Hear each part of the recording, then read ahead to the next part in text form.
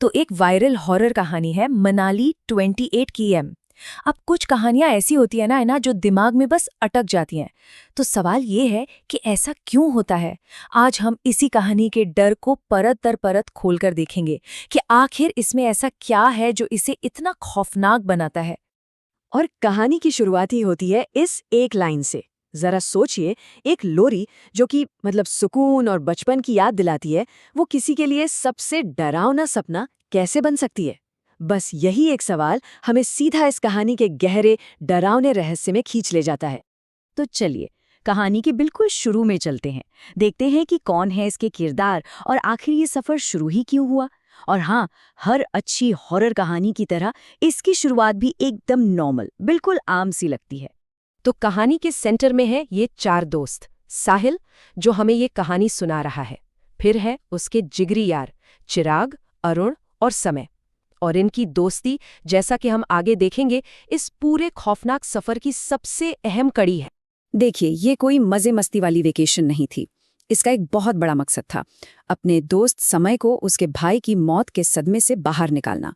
वो लड़का जो हमेशा हंसता खेलता रहता था, अब एकदम चुप और सहमा हुआ सा रहने लगा था। तो ये ट्रिप असल में दोस्ती और उम्मीद से भरी एक कोशिश थी। और बस यहीं से कहानी एक नया मोड़ लेती है।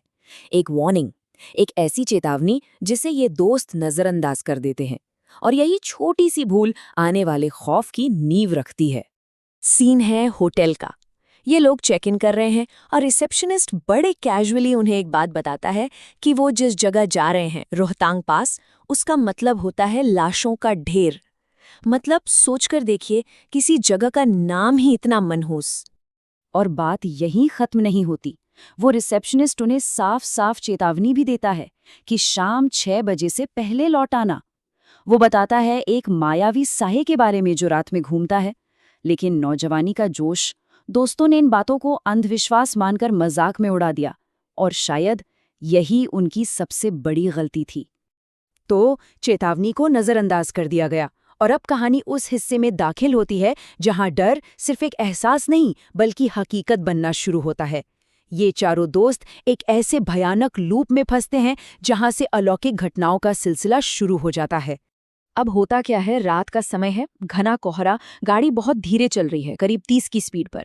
उन्हें एक मील का पत्थर दिखता है, मनाली 28 किलोमीटर्स, ठीक है, नॉर्मल है। लेकिन फिर करीब 20 मिनट बाद वही मील का पत्थर दोबारा सामने आ जाता है, और फिर कुछ देर बाद तीसरी बार। मतलब साफ था, वो आगे नहीं बढ़ रहे थे। वो समय और जगह के किसी अजीब से चक्रव्यूह में फंस चुके थे। और कहानी यहाँ और भी ज्यादा साइकोलॉजिकल हो जाती है, क्योंकि जब वो मील का पत्थर दिखता है तो हर दोस्त को वहां कुछ अलग ही नजर आता है। साहिल को धोती पहने एक आदमी दिखता है, चिराग को एक खिलौने के साथ एक छोटी लड़की, और अरुण को एक काला घोड़ा। सोचिए, एक ही जगह एक ही वक्त पर 3 अलग अलग डरावने नज़ारे। इससे उनका डर और भी बढ़ जाता है, क्योंकि कोई भी एक दूसरे की बात पर यकीन नहीं कर पाता। और इन सबके बीच समय का बर्ताव बहुत ही अजीब था।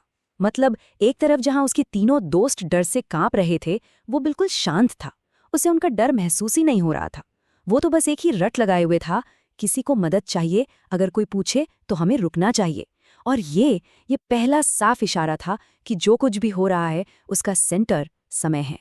तो अब कहानी अपने क्लाइमैक्स की तरफ बढ़ती है, वो पॉइंट जहां डर सिर्फ एक फीलिंग नहीं रहता, बल्कि सचमुच में उनके सामने आकर खड़ा हो जाता है। बस उस पल के बारे में सोचिए, एक सुनसान पहाड़ी सड़क, घना अंधेरा, और अचानक जो दोस्त गाड़ी चला रहा है उसकी कांपती हुई आवाज आती है, बाहर मत देखना, पर कोई हमारे साथ साथ चल रहा है। बस ये एक लाइन ही रोंगटे खड़े करने के लिए काफी है। और ये कोई आम इंसान तो हो ही नहीं सकता था। उनकी कार की स्पीड थी 40 किलोमीटर प्रति घंटा, और मिट्टी से सना हुआ एक लड़का वो दौड़ नहीं रहा था, वो बस नॉर्मल वॉक करते हुए उनकी कार के साथ साथ चल रहा था। ये तो मतलब फिजिक्स के सारे नियमों के खिलाफ है, और यही बात इस सीन को और भी ज्यादा डरावना बना देती है। और तभी समय कुछ ऐसा करता है जो बाकी दोस्तों के होश उड़ा देता है।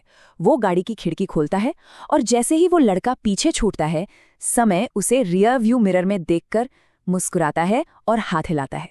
अब ये बिल्कुल साफ हो चुका था कि ये समय उनका दोस्त समय नहीं है। जैसे तैसे करके वो लोग होटल तो पहुंच जाते हैं। लेकिन कहानी अभी खत्म नहीं हुई है। डर ने उनका पीछा नहीं छोड़ा था। रात के 3:30 बजे साहिल की नींद एक अजीब सी आवाज से खुलती है। और वो आवाज एक लोरी की थी। साहिल देखता है कि समय कमरे के शीशे में अपने आप को देखते हुए एक बच्चों वाली लोरी गा रहा है। और ये वही लोरी थी जिसका जिक्र साहिल ने कहानी के बिल्कुल शुरू में किया था। जब साहिल और बाकी दोस्त हिम्मत करके शीशे में झांकते हैं तो उन्हें वहां समय का चेहरा नहीं दिखता। उन्हें दिखता है कि ऐसा अक्स जिसकी आंखें लाल थीं, गर्दन पर गला घोटने जैसे निशान थे और चेहरे पर एक बहुत ही अजीब सी मुस्कान। अब उन्हें समझ आ गया था कि वो साया सड़क पर पीछे नहीं छूटा, वो उनके साथ उनके कमरे में आ चुका है। और फिर बेहोश होकर गिरने से ठीक पहले समय बोलता है, लेकिन उसकी आवाज उसके दोस्त की नहीं थी। वो एक बच्चे की आवाज थी, मासूम लेकिन उतनी ही डरावनी। वो पूछता है, अगर मैं तुम्हारी खिड़की पर दस्तक दूं तो तुम खिड़की खोल के मेरी मदद करोगे ना? और ये इस बात का पक्का सबूत था कि समय के शरीर पर किसी और का कब्जा है। तो अब हम इस कहानी के आखिरी पड़ाव पर हैं। देखते हैं कि कैसे ये दोस्त इस बुरे साये से अपने दोस्त को बचाने के लिए मदद ढूंढते हैं। अगली सुबह वो घबराए हुए एक लोकल पंडित जी के पास पहुंचते हैं। पंडित जी समय को देखते ही सब समझ जाते हैं। वो बताते हैं कि एक बुरी आत्मा ने समय पर कब्जा कर लिया है और उसने समय को फांसने के लिए उसके मरे हुए भाई का रूप लिया था। इसके बाद पंडित जी फौरन झाड़ फूंक शुरू करते हैं। मंत्र पढ़े जाते हैं, पूजा होती है और एक तरह का संघर्ष चलता है। और आखिर में समय एक अजीब गाढ़े काले रंग का लिक्विड वॉमिट कर देता है।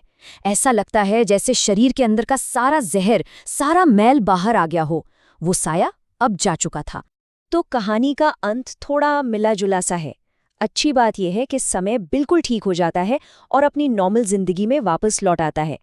लेकिन साहिल जो हमें ये कहानी सुना रहा है, उसके लिए वो रात और खासकर वो लोरी एक ऐसा जख्म बन जाती है जो शायद कभी नहीं भरेगा।